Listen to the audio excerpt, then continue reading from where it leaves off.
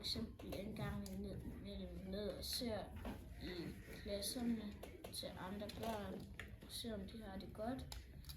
Og så er det, han også bruger sin tid på at sidde med sin computer og lave et eller andet arbejde. Jamen, goddag. Det er de fætter Kristen fra Hosager. Og Ed, hun ser om i bag. Men jamen, Karsten, han er jo, jamen, det er jo altid gynger og balloner med den mand jo. Men han er dygtig. Det er helt sikkert. Han er klar flot. Især er der her annektering af Limfjordsskolen.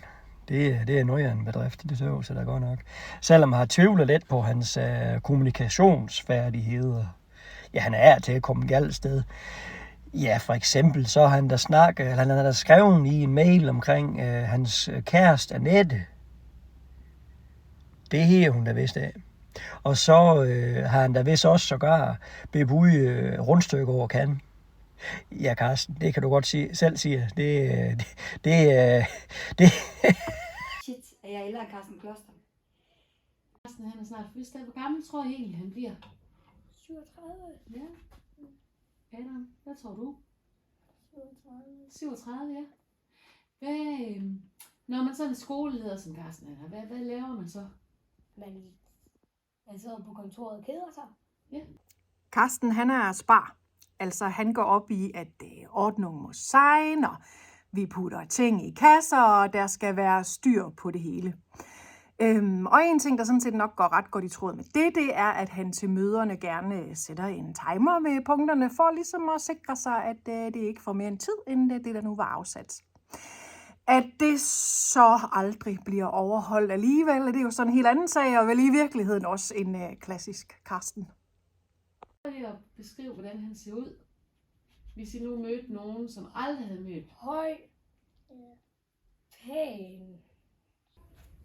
Så ved I godt, Carsten skoleleder, I ved godt, hvem Carsten er, ikke også? Ja.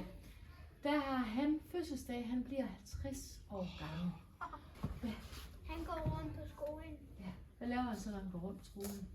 Han står og kigger ind på kasser. Nå, hvor kommer fra? Edith, hold lige op med det snakken om bag. Det er til at få øren lyd. Nå, men tillykke med din gamle elitesoldat. Du, Fjeldstevang, det er jo stor nok til dig, så du skulle jo absolut til Københavnstrup og være soldat, og ja, det er fint skulle være, du, og ja. Men jeg vil sige en ting, det var, at jeg var nøje imponeret af, at du slævede jo hele de kammer med i S-tog, hele vej til København, og det er på trods af, at man skifter i både Langå og Vejle.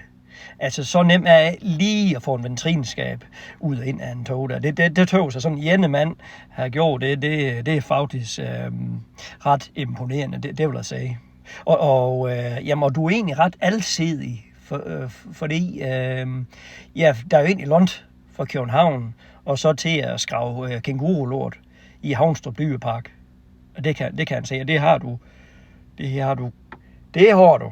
du godt nok gjort møg. Ja, det. Nu har Carsten fødselsdag. Hvor gammel tror I egentlig, han bliver? 30. 35.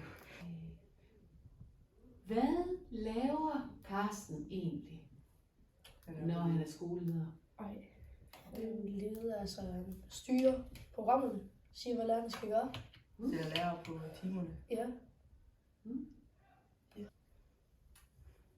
Hvis I skulle beskrive Carsten med et ord, hvad vil I så sige?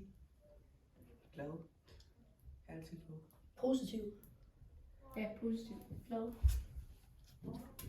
Nå, lige tilbage til Carsten her. Han, udover at være skoleinspektør, så er han jo egentlig en utrolig rar menneske.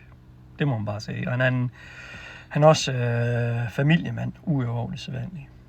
Bare han kan se hjemme i sommerstue, sammen med noget Edith, hvad er de her, de der, de er jo det dive kicks, yes, det dive kicks, yes. Det er dem, han ser med derhjemme og spiser sammen med familie, så er han egentlig bare klar. Så Edith, giv du lige at lægge de træsko der, du, jamen det er uden hælkap, så halen det ryger ud, hvis du holder på den måde. Hej Carsten. Jeg er så glad for at have dig i mit liv, for jeg nyder at se, når du leger Mr. Bean. Jeg ved godt, du ikke gør det med vilje, men du kan komme gående ind får øje på et eller andet, og så kan du lige pludselig være der som en anden Mr. Bean. Det er så sjovt. Hej. Jamen, hvis jeg skal sige noget kendetegnende ved Carsten, så er det absolut det er hans ordentlighed. Han er altid så ordentlig i alt det, han gør, både over for personale, forældre og børn. Og så er der en anden ting, jeg bliver nødt til at kommentere på.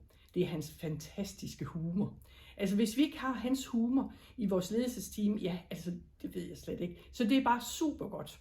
Så ja, det er i hvert fald de 2 ting, jeg vil nævne, som Carsten han besidder rigtig, rigtig meget af. Og så vil jeg ønske ham en rigtig god fødselsdag. Det første ord, jeg kommer i tanke om, når de kommer og spørger om sådan noget, det er ordentlighed. Det ord vil jeg gerne give dig med. Ordentlighed. Carsten, du er en god inspektør, og du er sød. Carsten, du er altid hurtig til at få trykket send, når du har skrevet noget i Aula. For eksempel, så får du måske ikke lige tjekket, at du har kommet til at skrive, at der vil være rundstykker på kanden, eller at vi skal tørre svenden af panden. Tillykke med fødselsdagen. Og tillykke med fødselsdagen. Og tillykke med ballonerne og karussellen. Kan du have en god dag? Det er egentlig ikke sådan et kendetegn, men noget af det, jeg sådan rigtig godt kan huske, det er et møde, vi havde online. Hvor da det så skulle slutte, så siger Carsten, hvordan slutter vi sådan et møde? Og det bliver så til, jamen så fuck dig.